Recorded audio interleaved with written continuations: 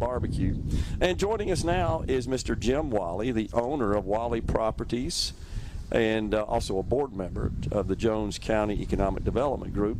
Mr. Walley, thanks for joining us today, sir. Thank you. Good afternoon and welcome to the beautiful city of Ellisville. We have thoroughly enjoyed it. We ordered up some Chamber of Commerce weather for us today and have enjoyed visiting with all the great folks here in the city, business leaders, and of course the mayor.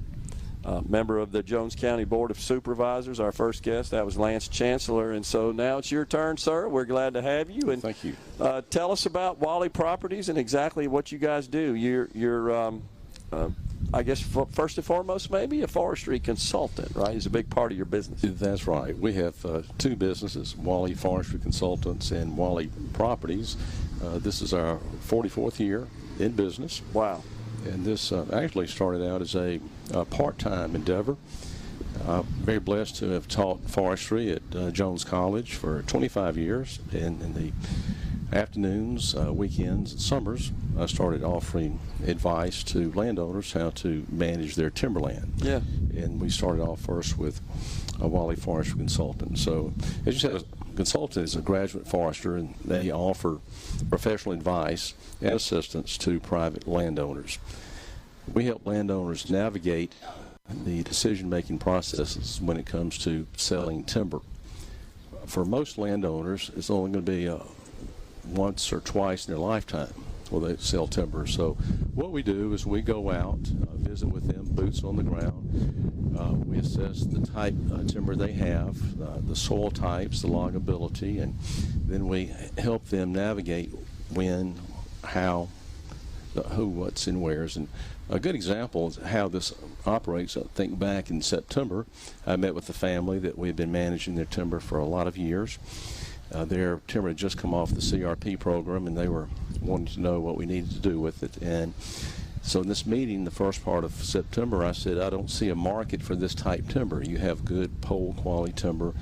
We're going to have to wait. I said it may be a year before we have a good market. A week and a half later, I called them and said, the market's changed. There's a hurricane in the Gulf, which that was Ian. It's going to impact Florida, so I think we ought to put your timber up for sale. So we go in, we analyze the timber, we see what it is, we put it out for bids. So we got 11 bids, and for this particular tract, this is pretty unusual. Had a half mile of road frontage, great quality timber. They received $5,200 an acre just for the timber. But again, so that's what a consultant does so much of the time is help them navigate, help them pick the right markets. But what takes place after the timber sold, a contract is put into place, a performance deposit where they have to, the entity that cuts the timber restores the roads back, puts the gates back up, and then we help them decide what type of site preparation. Normally we go in and have helicopter spray herbicides, and then we help decide what species to plant. In this part of the state, you can plant loblolly or longleaf. And another interesting thing is down in Lamar County, we have a test plot. We have about 7 acres where we have 22 different families of pine seedlings that are planted. We have a spreadsheet so we can help a landowner navigate what type species and what level of genetic improvement. So there's different genetic levels of improvement from all the way up to where you have clonal trees where each tree is a duplicate of that. Once these trees are planted in the life cycle, you would probably have a thinning.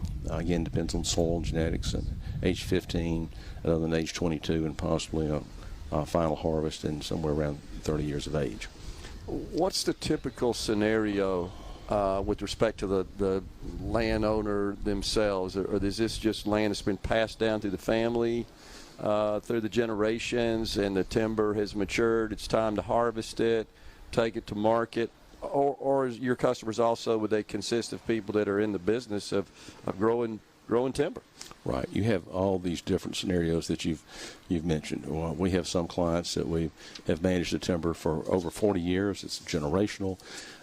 Some come to us, especially through our real estate company, that buy land, and then we start off with the plan, analyzing all the different factors again of what's on the site and we do a timber analysis, a timber cruise to let them know what they have. But as you're saying, it's very different scenarios to what these landowners have. Again, did they just buy it, or did grandfather have this? Yeah.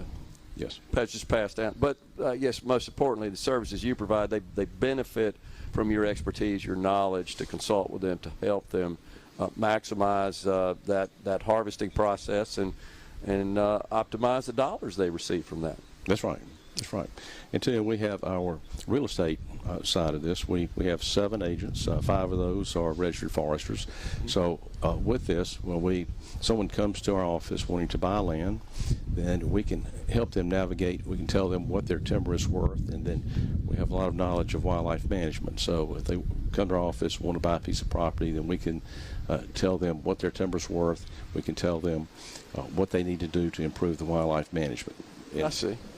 Well, I'm just looking on your website before we came on the air and looking at some of the listings. So some of these are just tracts of just raw land with timber on them, and some of them include structures as well. They may just, but they're generally speaking large plots, large areas. That's right. Most of our listings are 20 acres and above.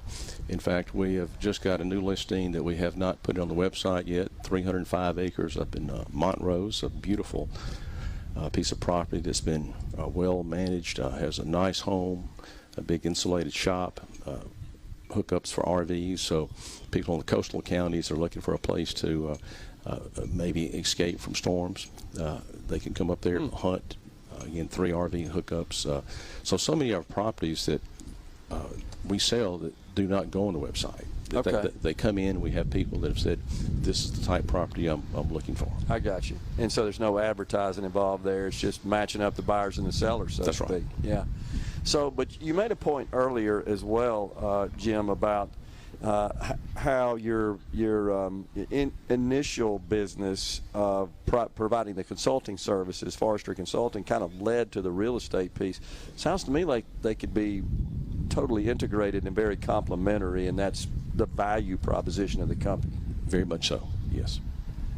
Because when people are dealing with these sorts of big plots of land, these big tracts of land, big property, and they're loaded with timber.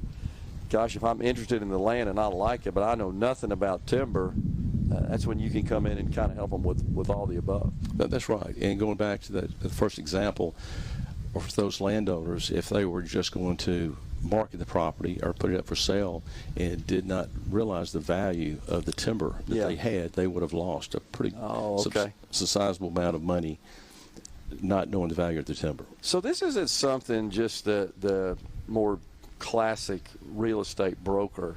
This is really kind of out of their league for the most part. Well, I would say it's just different. Okay. Just different. But you've accumulated years of expertise in dealing with this specific area here. This is sort of siloed aspect of the real estate industry. Yes, yes. And that's seems to be the differentiator as much as anything. Do you have people that come from out of state that have an interest in buying property in Mississippi? They know about it, they've seen it, whatever? Absolutely. I would say we have a large following from Louisiana, so especially those looking for hunting properties. So it is. And they know about Mississippi's reputation for really high quality, bountiful hunting property, and they look to secure that. That's right. So recreational property is one of our biggest, I guess, niches that we have. People are looking for weekend getaways, places to hunt.